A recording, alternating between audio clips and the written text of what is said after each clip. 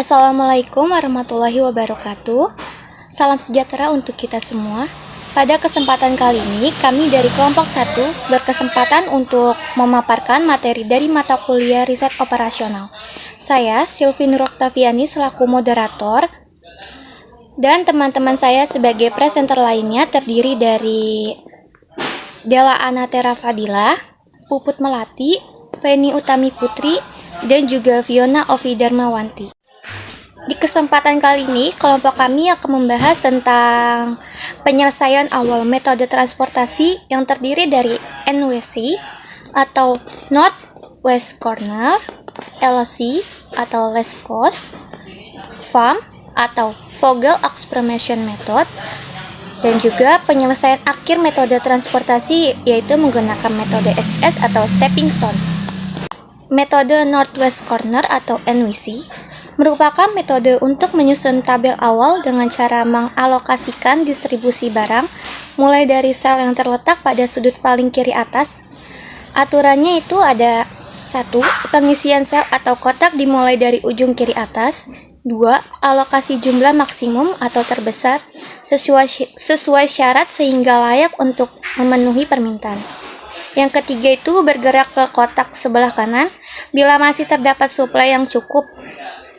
Kalau tidak, bergerak ke kotak di bawahnya sesuai demand. Bergerak terus hingga suplai habis dan demand terpenuhi. Selanjutnya akan dijelaskan oleh rekan saya yaitu Puput Melati. Perkenalkan, nama saya Puput Melati. Saya akan menjelaskan tentang metode biaya terkecil atau less cost dan VIM. Metode biaya terkecil atau less cost merupakan metode untuk menyusun tabel awal dengan cara pengalokasian distribusi barang dari sumber ke tujuan mulai dari sel yang memiliki biaya distribusi terkecil. Aturannya, 1. Pilih sel yang biayanya terkecil. 2. Sesuaikan dengan permintaan dan kapasitas. 3. Pilih sel yang biayanya satu tingkat lebih besar dari sel pertama yang dipilih. 4. Sesuaikan kembali dan cari total biayanya. Berikutnya ada VIM atau Vogel Approximation Method. Metode ini lebih sederhana penggunaannya karena tidak memerlukan cost path atau jalur penutup. VIM digunakan dengan cara mencari selisih biaya terkecil dengan biaya terkecil lainnya antar kolom maupun baris. Kemudian pilih biaya terbesar dan dialokasikan sebanyak mungkin ke produk-produk yang memiliki sel biaya terkecil. Cara ini dilakukan berulang kali sehingga semua produk dapat dialokasikan. Berikutnya saya akan menjelaskan tentang prosedur pemecahan dengan VIM. Yang pertama, hitung perbedaan antara dua biaya terkecil setiap baris dan kolom. Kedua, pilih baris dan kolom dengan nilai selisih terbesar, lalu beri tanda kurung. Jika nilai pada baris atau kolom adalah sama, pilih yang dapat mengangkut barang paling banyak. Ketiga, dari baris atau kolom yang dipilih pada langkah kedua, tentukan jumlah barang yang dapat terangkut dengan memperhatikan pembatas atau yang berlaku bagi baris atau kolom serta sel dengan biaya terkecil. Yang keempat, hapus baris atau kolom yang sudah memenuhi syarat sebelumnya, artinya suplai telah terpenuhi. Yang kelima, ulangi langkah 1-4 sehingga semua alokasi terpenuhi. Kemudian akan dilanjutkan oleh rekan saya yaitu Della. Metode batu loncatan atau stepping stone memakai dasar dari hasil NWCR pada tabel hasil NWCR.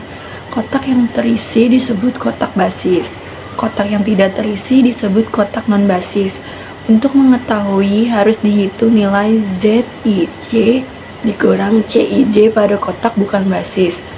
Nilai ZIJ dikurang C sama dengan indeks perbaikan sama dengan IP. Berdasarkan penurunan biaya angkut kalau ada pengangkutan barang dari daerah asal atau A ke tujuan T. Jika IP lebih kecil dari 0, maka pemecahan sudah minimum. Jika tidak, maka pemecahan dilanjutkan hingga semua IP lebih kecil dari 0. Suatu perusahaan angkutan mendapat order melakukan pengiriman barang dari 3 pabriknya berada di P1, P2, dan P3. Ketiga lokasi pergudangan di G1, G2, dan G3. Jumlah barang yang dikirim dari masing-masing pabrik dan jumlah yang akan diterima oleh masing-masing gudang atau dalam unit, beserta taksiran biaya pengangkutan per unit barang dari pabrik ke gudang atau dalam per unit dapat dilihat dalam tabel. Barang dari ketiga pabrik itu mempunyai spesifikasi yang sama dan dimiliki oleh suatu perusahaan. Berikut ada tabel, yaitu tentukan pola distribusi yang menggunakan metode NWC, LC, dan Vogel Approximation Method atau FAM, serta optimasinya dengan menggunakan stepping stone. Penyelesaiannya, masalah dapat dirumuskan sebagai berikut. 80 P1 G1 tambah 85 P1 G2 ditambah 154 P1 G ditambah 390 P2 G1 ditambah 70 P2 G2 ditambah 105 P2 G3 ditambah 100 P3 G1 tambah 60 P3 G2 ditambah 115 P3 G3. Batasan P1 G1 ditambah P1 G2 ditambah P1 G3 sama dengan 10, jumlah yang tersedia 1. P2 G1 ditambah P2 G3 ditambah P2 G3 sama dengan 20, jumlah yang tersedia 2. P3 G1 tambah P3 G2 ditambah P3 G3 sama dengan 30, jumlah yang tersedia 3. P1 G1 ditambah P1 G2 ditambah P1 G3 sama dengan 10, permintaan pabrik 1. P2 G1 ditambah P2 G2 ditambah P2 G3 sama dengan 20, permintaan pabrik 2. P3 G1 ditambah P3 G2 ditambah P3 G3 sama dengan 30, permintaan pabrik 3. Perkenalkan, nama saya Fiona Afidarmawati. Di sini saya akan membahas tentang Northwest Corner atau NWC. A. Tampilkan persoalan ke dalam matriks. B. Pastikan ekuivalen QS sama dengan ekuivalen QD. C. Selalu memulai pengisian yang paling pertama kali pada jalur yang berada pada pojok kiri atas. Pengisian atau pengalokasian barang pada jalur harus berpedoman pada kapasitas yang ada dan jumlah permintaan yang harus dipenuhi. D. Lakukan gerakan zigzag dari pojok kiri atas ke arah kanan bawah sampai semua barang yang diproduksi habis terdistribusi dan melalui semua permintaan yang ada. E. Hitung total biaya yang diperoleh. Berikut tabel yang akan saya jelaskan. NWC adalah Northwest Corner atau pojok kiri atas. Jadi dimulai dari pojok kiri atas. Ada 80, 85, 145, dan 10. NWC itu dicari yang paling kecil. Di antara 80, 85, 145 yang paling kecil adalah 80. Kemudian taruh 10 di sini. Karena permintaannya 10, jadi yang pabrik 2 dan 3 sudah tidak bisa. Dan ke samping juga sudah tidak bisa. Karena sudah sama-sama hasilnya 10.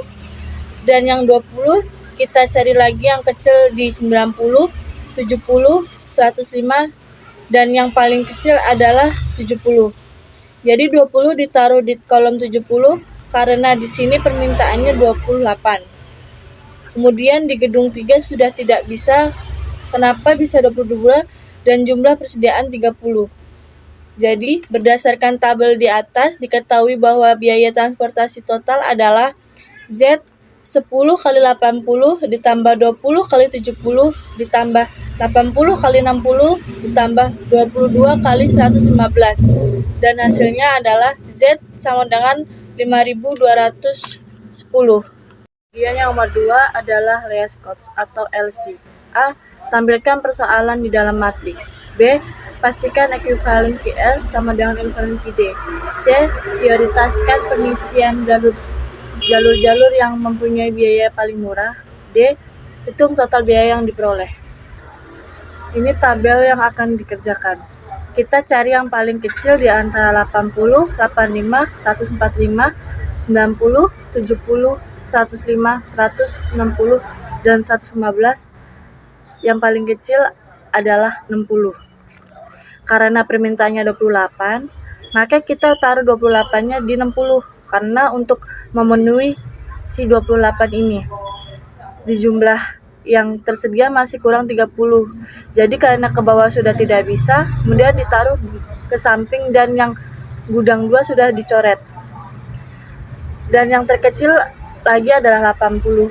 Jumlah yang tersedia 10 dan jumlah permintaan 10. Jadi kita taruh jumlah 10 di sini ke bawah dicoret ke samping dicoret karena masih ada jumlah yang tersedia 20. Kita taruh si 20-nya ke 105 dan semuanya semua tabel sudah lengkap.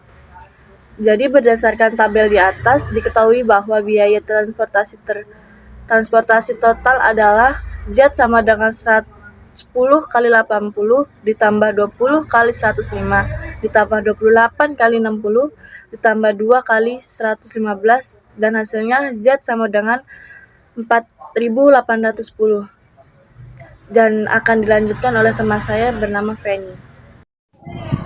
Selanjutnya ada metode transport form. Berdasarkan tabel di samping diketahui bahwa biaya transport total adalah Z sama dengan G1 dikali P1 ditambah G2 dikali P3 ditambah G3 dikali P2 ditambah G3 dikali P3 sama dengan 10 dikali 80 ditambah 20 dikali 105 ditambah 28 kali 60 ditambah 2 dikali 115 sama dengan 4.810. Selanjutnya ada metode transportasi stepping stone atau metode SS.